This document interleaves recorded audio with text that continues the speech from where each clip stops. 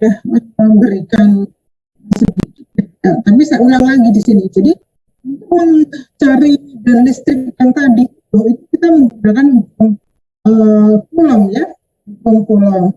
Basicnya kalau kita cari medan listrik dari distribusi muatan kontinu, kita gunakan integral 1/4π0 dI per R kuadrat dI. dI per R kuadrat R.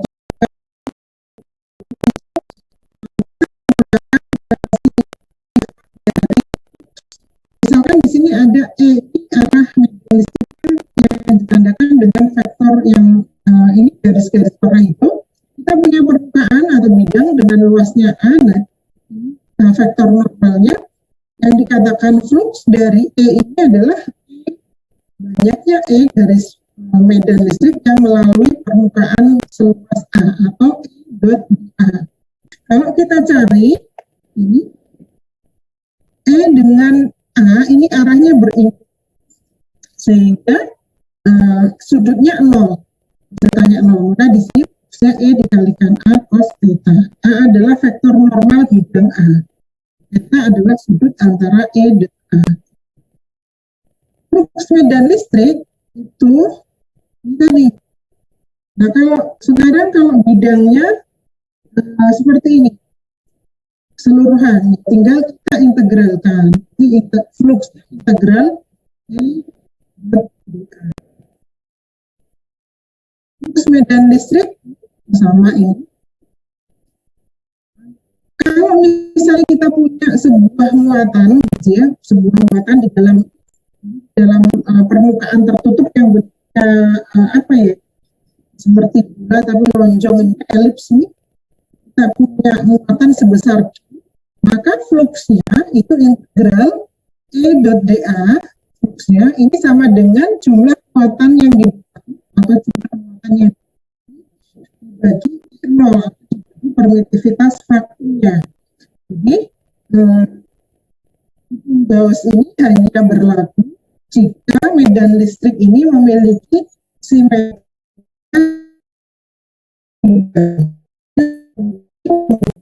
antara flux yang melalui satu permukaan dengan muatan yang,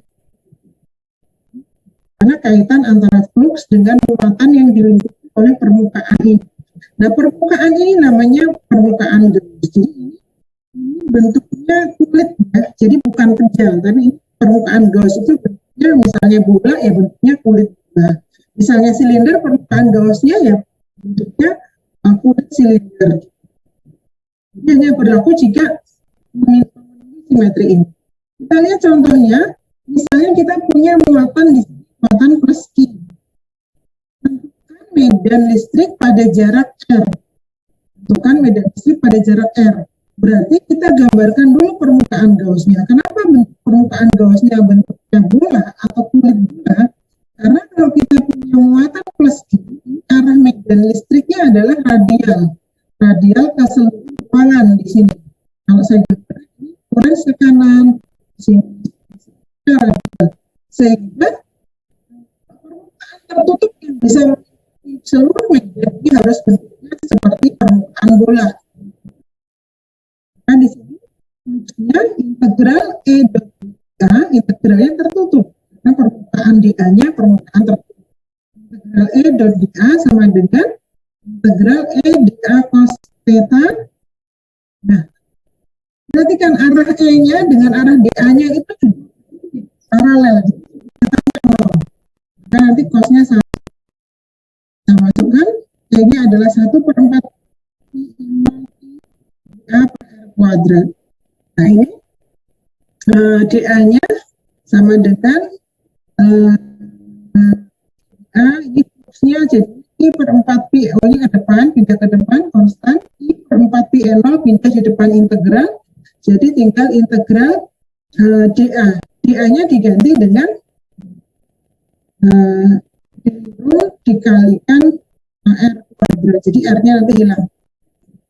Nah ini ya, kalau kita integralkan apa ini Q per 4π0 integral dari ini sudut ini berarti ini 4Q per E0. Nah di sini inilah Gauss dalam apa? Gauss dalam bentuk integral E dari A sampai B. Atau kita lihat misalnya hitung flux medan listrik untuk masing-masing permukaan A, B, C. Permukaan A, B, C, dan D. Permukaan A itu yang mana? Permukaan A itu yang bola ini. Berarti fluxnya nanti akan sama dengan muatan yang dilingkupi oleh permukaan A ini berapa? Ada plus 2Q ditambah Q ditambah plus Q. Berarti ada plus 2. Kemudian permukaan B yang mana? Berarti permukaan B hanya melingkupi min I dan plus 2. Permukaan C yang dilingkupi min Q dan plus Q, berarti 0. Permukaan D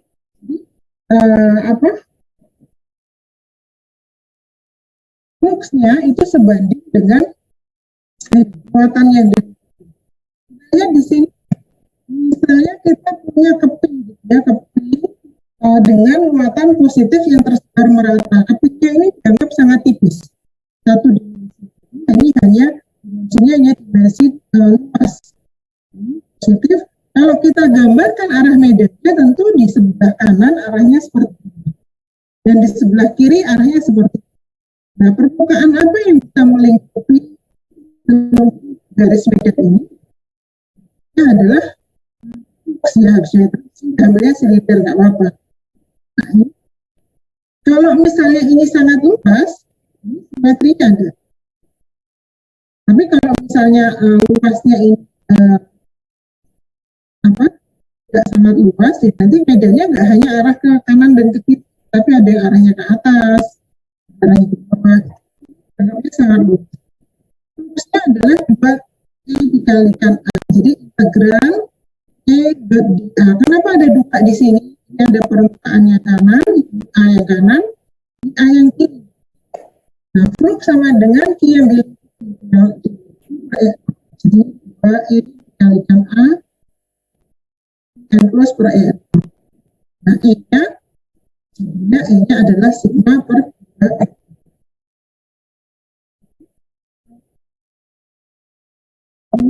E. Dan saya ini Gauss ya, jadi nanti saya share lagi.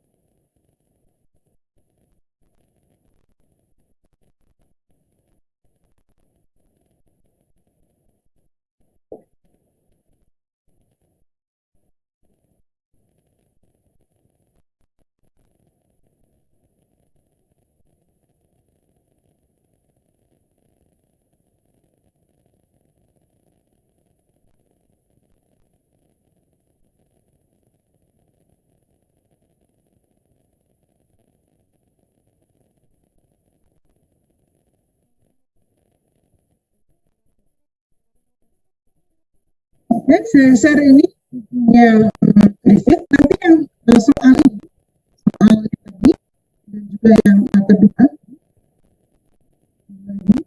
kerjakan menggunakan Gauss. Jadi ini di soal gambar 7 ini, kalau ini L-nya sangat panjang, jadi ini find the electric field at distance Z, remove the one end of the segment of lengthnya L-nya ini dianggap ya, sangat panjang. Jadi L-nya sangat panjang dan ini R-nya juga sangat luas. Artinya R-nya jauh lebih besar dari Z-nya. Tapi kerjakan dua ini menggunakan hukum Gauss. Gaussnya seperti apa yang tadi itu. Kemudian saya tambahkan yang ini nomor 27 ini dikerjakan. Nomor 27 dan juga nomor 28. Ini dikerjakan tapi menggunakan hukum Coulomb. Menggunakan hukum Coulomb itu basicnya 1/4 27 dan 28 dikerjakan. Ini tugasnya nanti saya share mengerjakan ini tapi menggunakan hukum Gauss dan ini nomor 27. Berikutnya saya lanjutkan dulu ke elektrostatik potensial. Elektrostatik potensial atau potensial listrik.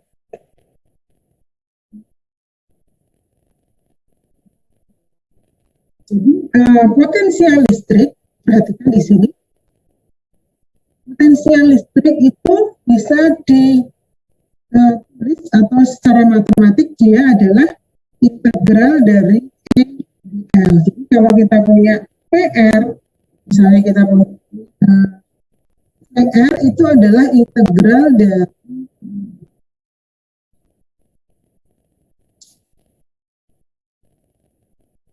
P di titik R itu adalah negatif integral dari posisi acuannya. Nah, acuannya itu dari posisi tak hingga. Posisi tak hingga sampai R dot L. Sehingga kalau kita punya dua titik A dan B, misalnya kita mau cari VB dikurangi VA, berarti VB-nya itu main integral dari referensinya, dari acuannya sampai B. Nah, jadi maksudnya apa? Di titik potensial di titik ini sama aja dengan kita mengintegralkan E dot DL dari tak hingga sampai titik. Kemudian ini dikurangi VA, VA-nya ini main dari A sampai tak hingga. Sehingga bisa diresumkan di sini. Ini integral VB dikurangi VA itu adalah delta V-nya. Sorry, ini integral E dot DL. Ingat cek lagi teorema dasar gradien kemarin. Integral E dot DL sama dengan gradien V dot cek lagi nanti. Jadi VB dikurangi VA ya, sama dengan integral gradien V dot DL. Ini teorema dasar gradien. VB dikurangi VA, ini gradien dari V dot DL. Sehingga gradien V dot DL masukkan ke sini, ke atas, kita dapatkan ini. Masukkan ke atas, kita dapatkan sama dengan main integral dari A sampai B dot DL. Dari sini bisa kita tuliskan bahwa E itu sama dengan gradien dari potensial. Jadi medan listrik itu menggambarkan nilainya adalah negatif dari gradien potensialnya. Gradien itu sendiri apa? Gradien itu menggambarkan laju perubahan kan, laju perubahan V. Nah, dalam bentuk diferensial seperti ini, kaitan antara E dengan V, antara medan listrik dan potensial listrik, dalam bentuk integral kita bisa mencari V-nya adalah integral E dot dl. Nah, kita lihat di 27. Di contoh 27 ini perhatikan, di contoh 27 ini sebuah kulit bola, ini spherical cell ya, dengan jari-jari R besar. Kemudian membawa muatan permukaan. Form surface charge, muatan permukaannya serba sama. Tentukan medan, tentukan potensial di titik P. Titik P-nya di luar. Nah, ini tadi kita sudah tahu kalau kita cari medan listriknya besarnya adalah 1/4 per R kuadrat R top. Gitu kan? Untuk mencari potensial berarti kita potensial di titik P ini kita integralkan E dot DL dari referensinya sampai R. Referensinya itu apa? Referensinya adalah titik di mana potensialnya 0. Potensial 0 di mana ya? Tak berhingga. Kami dari tak berhingga sampai R integralnya masuk I per R Jadi nilai potensialnya 1/4 pi C0 Q per R. Kemudian kalau diambil titiknya itu di dalam, bukan di luar bola. Berikutnya pertanyaannya, berapa potensial di dalam bola? Berarti ya dari tak berhingga sampai titik yang di dalam. Tak berhingga sampai yang di dalam, misalnya di dalamnya ini, ya, dari tak berhingga ini, potensial di dalam kulit bola berarti R kecil kurang dari R besar. Artinya R itu kan jarak titik P ini. Kalau di dalam berarti kan R kecilnya ada di sini. Lebih kecil daripada jari-jari ini, R besar. Ini atau perpindahan dari tak berhingga sampai R, kemudian dilanjutkan dari R besar sampai R kecil. Nah, dari R besar sampai R kecil nilainya berapa medannya? Medannya 0, karena kan tadi distribusi muatannya ada di permukaan. Batasnya, kalau kita mencari medan di dalam, berarti kita dari tak berhingga sampai ke batasnya ke kulit bolanya dulu. Dari tak berhingga sampai ke kulit bola, kemudian dari kulit bola sampai titik sebarang yang ada di dalamnya. Nah, dari tak berhingga sampai ke titik di bola ini kan medannya ini. Ya? Dari tak berhingga sampai R, sampai jari-jari bola, kemudian dilanjutkan dari R sampai R. Kebetulan nilainya 0 di sini, karena distribusi muatannya di permukaan bola. Tapi kalau bolanya bola pecah, berarti distribusi muatannya kan ada di mana-mana ya, akan sama dengan. Nah, ini yang penting untuk potensialnya. Potensialnya nanti yang PR yang tadi, yang Bapak tadi, nanti dicari semua potensialnya ya. Yang tadi itu mencari potensial dan juga mencari medan menggunakan hukum. Sampai sini ada yang ingin ditanyakan? Silakan.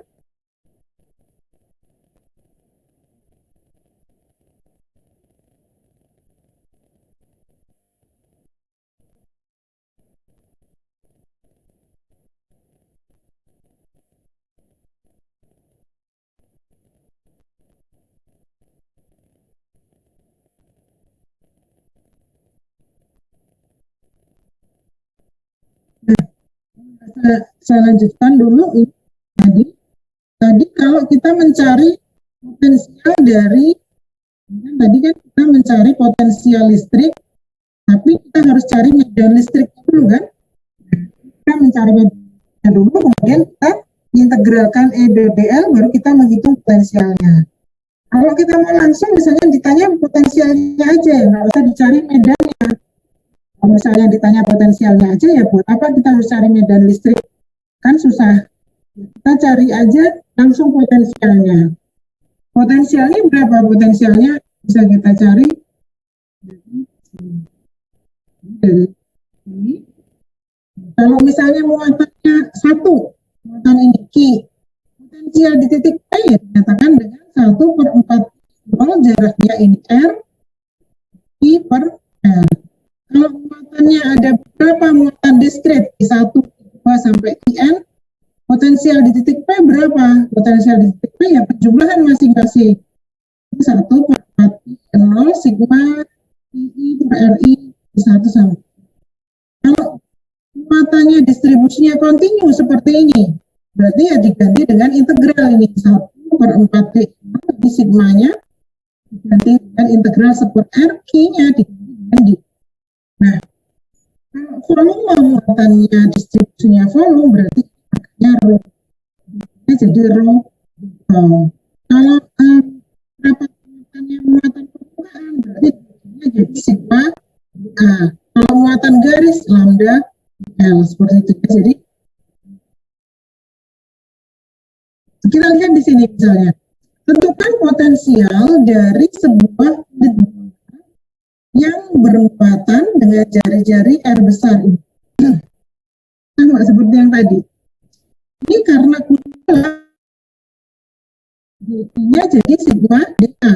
Ini misalnya diambil di sini, misalnya potensial di luar. Ini elemen muatannya sebesar ini. jaraknya terhadap titik P ini R besar, jarak dari permukaannya ke titik nolnya. Kita dapatkan hubungannya ini R kuadrat sama dengan RZ dikurangi RZ cos θ. Untuk mencari potensial di titik P, kita gunakan dA-nya adalah bola. Kan bola ya. dA bola berarti dA bolanya adalah R kuadrat sin θ d θ C. Aksennya diabaikan aja. R kuadrat sin θ d θ d C itu adalah dA untuk bola.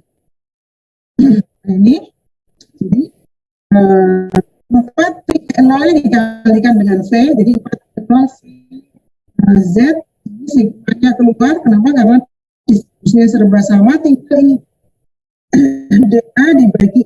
Nah, perhatikan di sini kalau potensial tidak ada lagi diuraikan ke dalam cos θ atau sin θ. Kenapa? Karena potensial itu adalah satu besaran yang sifatnya skalar, sehingga integralnya langsung seperti ini.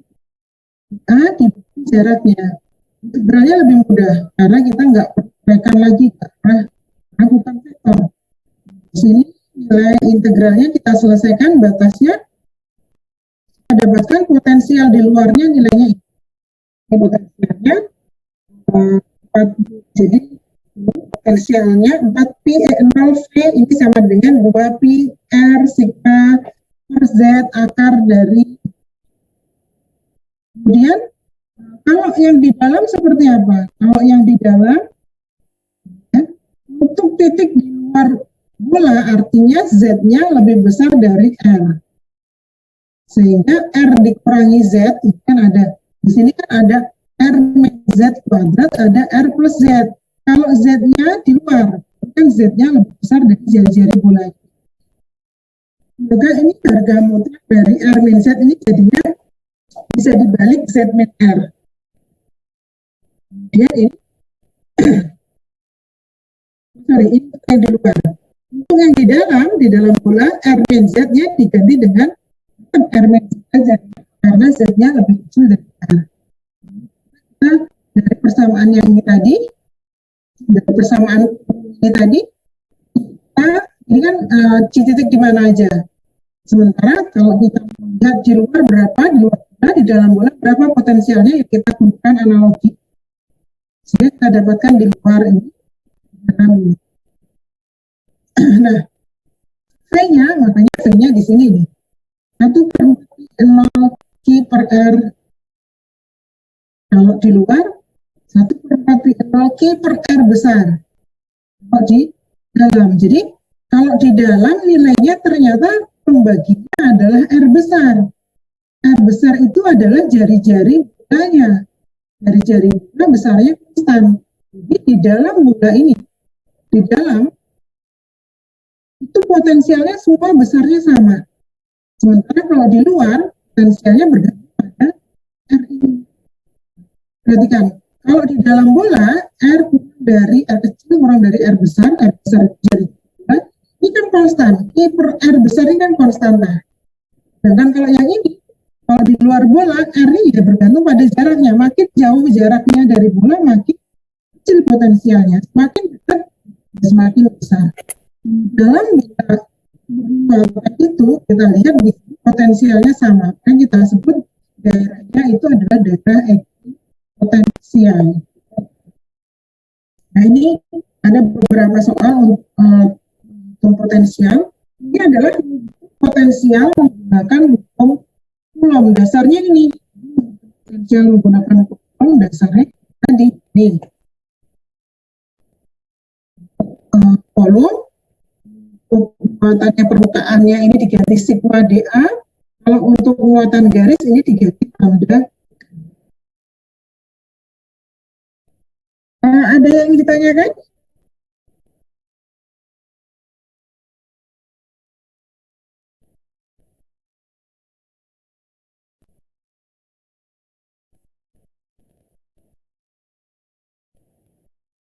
Tidak ada. Kalau tidak ada, saya tutup hari ini. Untuk yang pendidikan fisika kan besok ada lagi hari Jumat itu. Kita lanjutkan, tapi ini nanti akan saya share di silakan dikerjakan untuk menunjukkan potensial dan menggunakan. Kalau bisa kalian beli pulpen yang isinya 4 itu, ada warna merah ini. Saya itu lebih senang kalau ujian gitu ya, kalau offline itu mahasiswa pakai pulpen ini. Kenapa? Karena itu sangat membantu, misalnya kayak tadi untuk menggambarkan vektor medan listrik yang disebabkan oleh satu, nah ini kita gambarkan warna ini, kita gambarkan warna itu, gitu ya. Tolong beli pulpen itu biar lebih, nanti akan kepakai terus sampai ke belakang, sampai magnetan lama, kita vektornya itu kelihatan jelas gitu ya. Baik, saya rasa untuk hari ini tidak ada pertanyaan, saya tutup ya. Terima kasih atas perhatiannya. Assalamualaikum warahmatullahi wabarakatuh.